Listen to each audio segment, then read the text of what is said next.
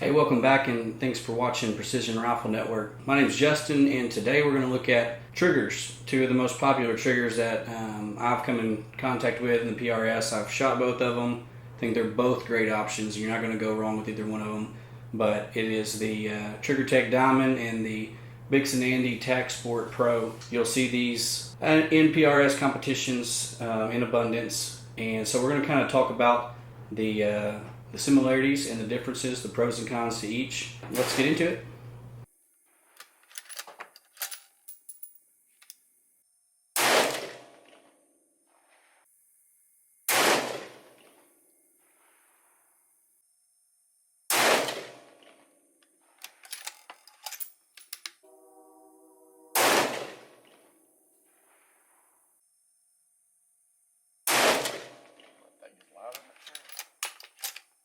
So with the BixNAndy, there can at times be a little bit of creep, just a little bit, and a lot of times you can tune that out, but sometimes it just has that little creep and you may have to change out the sear.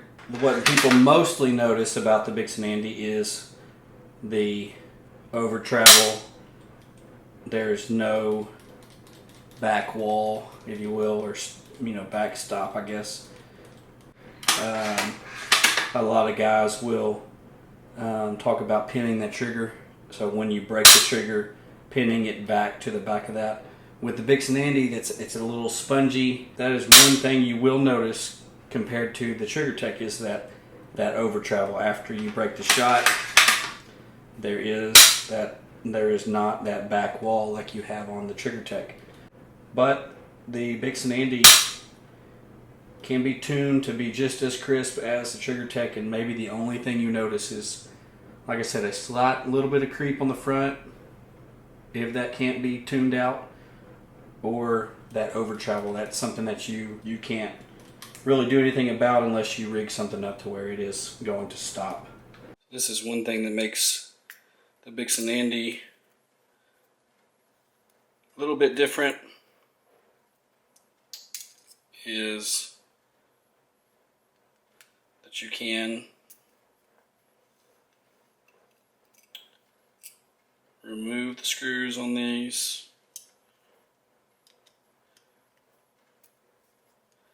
very carefully, because there are a lot of small parts that you can very carefully remove top panel and have access to the internals. That can allow you to change out that sear if you need to. You can clean the internals if you need to. You can check and see if there's any dust or debris, any buildup to the internals of that. But like I said, you want to make sure there's a little ball bearing that goes there. Make sure you don't lose that. Make sure you don't lose any of those little parts. But very convenient to just pop open, clean. You can take it all the way apart, or just spray it out, clean the areas that need it. Probably maybe take the sear and the ball bearings out and clean those, but be able to check for any dust or debris inside of that trigger if you need to. You can also change out this trigger shoe if you want to change out trigger shoes, which is unique to the Tac Sport Pro and BixNAndy. So both triggers are installed the same way, whether you have a trigger shoe or not. They're going to be pinned in. On these impacts, we use a trigger shoe. So I'm going to try to demonstrate how that works here.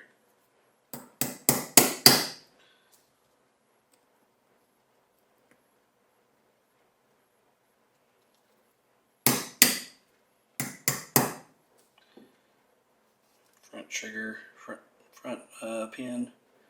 Let's see if we can get this back pin lined up.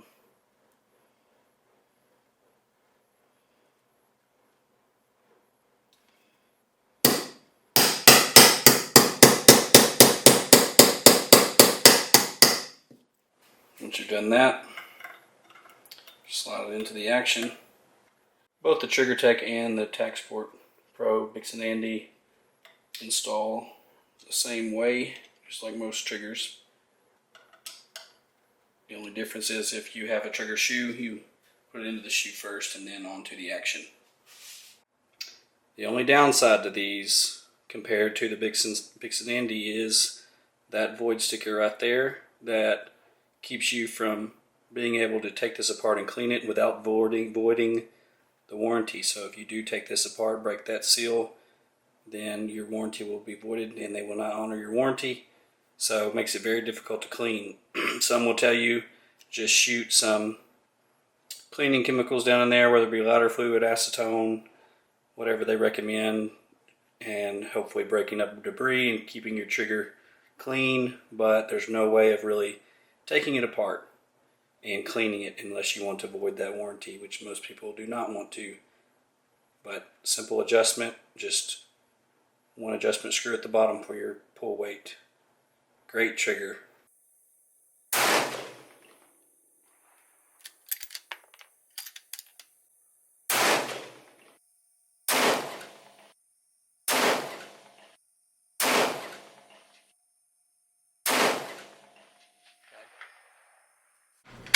But TriggerTech maintains a reputation, very crisp,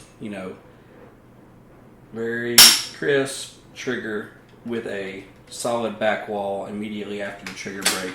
That's what they're known for, and it is super crisp and clean with that back wall. So if you want a hard back wall after the trigger break, TriggerTech does have that compared to the BixNAndy.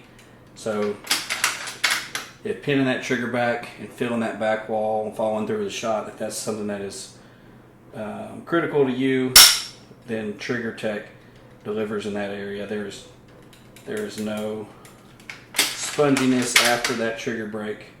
Very crisp and an immediate back wall. That trigger's not going anywhere. You can pin it back if you want. But this is what TriggerTech is known for. Very crisp, no creep. Both of these triggers, as far as trigger weight, you can get them down to the advertised weight, no problem. One thing you will notice about the BixNAndy is the adjustability on it.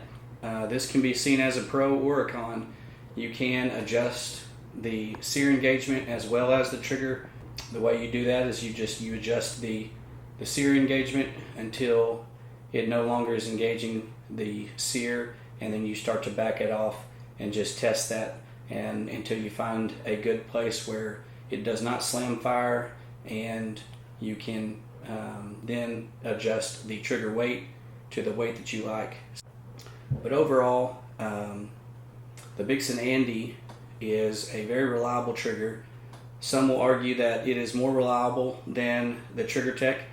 I can't say based on my experience, which is limited. There's a lot of shooters that shoot quite a bit more than I do. I've been impressed with both of these triggers. Haven't had issues with either one of these, other than one time in the pouring rain at Gap Grind at K&M. I did have a failure with the BixNAndy just in one stage, and for whatever reason I could not get a round off. The trigger would not work, and then the rest of the match I didn't have any issues with it. I think if you shoot long enough, you're going to have issues with your trigger at some point. We'll get into that a little later. So let's talk about just how to maintain your trigger, how to prevent trigger failures. Some of the most frustrating things to experience is shooting a stage and your trigger just won't work, and you're on the clock and it's failed you, and there's nothing you can do. You're going to have to end up taking some, just eating those points because you cannot finish that stage. So one of the things that I truly believe on trigger failures a lot of the times is in the bolt. I think there's a lot of shooters, myself included, when I first began shooting, that I would put a lot of grease, a lot of oil on the bolt, just overdo it, and I had too much lubricant on that, too much oil or grease on the bolt, and that caused that to collect dust and debris, and ended up working itself down into the trigger. So when it comes to as far as greasing the bolt, I don't really put much grease on it. I have switched mostly to dry lube because I don't want any of that to collect dust and travel down into my trigger, which I believe is what causes most trigger failures. So I'm just going to use this as a little pointer. I may put a little bit of grease right here behind the lugs. I mean a very small amount just to coat the surface, just enough to kind of cover the surface. As far as the main housing of the bolt, I usually just cover it in some type of dry lube. I may put just a dab, maybe a little bit of dot of grease right here on this surface here that travels up and down as you re-engage the sear, and then the rest I just try to keep just dry lube. I might put a little grease in the raceway, kind of right here and here, high friction areas, but for the majority of the bolt I try to keep it just covered with dry lube. The reason why is when you fire off a round, there can be a lot of pressure that goes back through that firing hole and pushes that stuff back, and then it comes out right at your trigger, and you don't want any of that blowing back down and down into your trigger. For me, the drier I can keep the bolt, the better, and I obviously just use some dry lube. May make it a much smoother action with all that grease and oil on it, but you really want to keep the oil off of it. So just keep that in mind. You want to keep a dry lube on it if you want to use that, and then maybe just a tiny bit of grease in certain areas, but you definitely don't want to grease the whole bolt. A lot of shooters I've noticed have backup triggers that they carry with them. I even know shooters that will buy a trigger just for matches, so they may use one trigger for practicing or maybe one-day matches, but when it comes to a pro level 2-day match, they've got a designated trigger for that. I also know some guys that just buy a new trigger, every year or two, and hey, if you can afford that, that's not a bad idea either. But I believe if you take care of your trigger, maintain your trigger, keep your bolt clean, you're going to see a good lifespan of your trigger.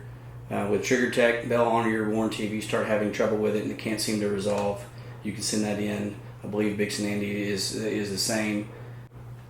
But in summary, both are great options, both a similar price point. The TriggerTech is going to be a little bit easier to get perfect. It's just simple, drop it in, and it is crisp, no creep, a back wall, just like a lot of our shooters are looking for. The BixNAndy, with a little tunability, with a little tuning, with that sear height and with the trigger weight, you can tune those to be just as crisp, but they will always have that over travel after the trigger breaks, unless you do some fabricating. There's something to create a stop behind there. These are both great triggers. I don't think you're going to go wrong with either one of them. See what your local dealer has, see if you can try them out, maybe dry fire them, get somebody on the range that has these and give them a shot. But guys, I'm just finishing out the video today to shout out our sponsors, and that is, of course, Arkin Optics as our title sponsor currently, Coltac. Use PRN10 for 10% off over there, and MK Machining, use PRN10 to get 10% off over there. Sorry for that video ending kind of abruptly. Justin had a little bit of kind of two videos playing over the top of each other in the background. There was a little bit of sound issues, so I just cut it, and you get me at the end of this one. So if you haven't checked out our sponsors, do that. If you haven't hit subscribe, please do that. We're really close to 100,000, and I would like to get there before the end of the year. Thanks for watching. Stay tuned for another great video from Precision Rifle Network.